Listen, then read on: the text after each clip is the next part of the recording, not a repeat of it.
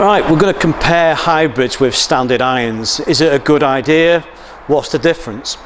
Well, as an example, I've got here a number 4 hybrid, which is the equivalent of, say, a 4 iron, roughly, approximately, maybe a 5. And basically what we're trying to do is compare the two. Which is the easiest to hit? Which is more forgiving? Which is going to give us the best result?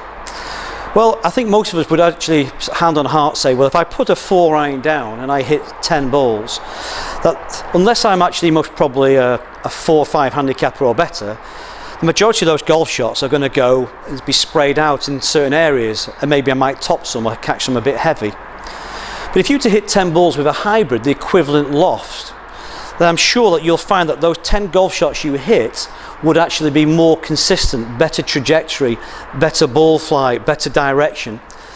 2 ways of finding out, apart from the obvious, what you see is what you believe.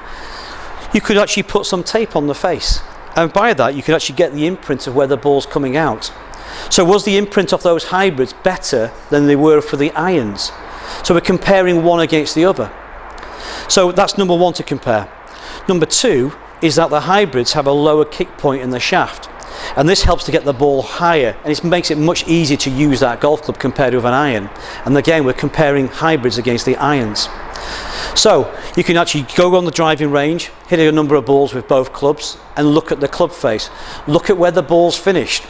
If you're fortunate enough to hit, say, 10 balls that are orange and 10 balls that are yellow, and you've got the imprint, you've got what you see on the club face, and you've got where the balls are physically finished.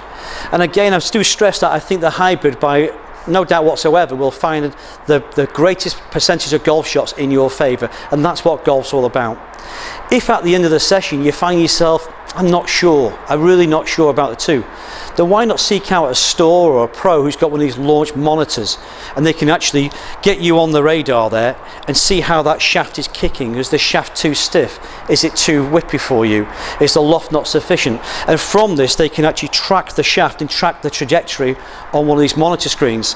So if you go down the avenue first of all of going onto the driving range or on the golf course, I think that will be sufficient. But if it's not, check out at one of your local stores on one of these monitors, and you'll get the idea of maybe the shaft is wrong for you, maybe the loft is wrong for you, or seek your PGA professional, because he'll be able to advise.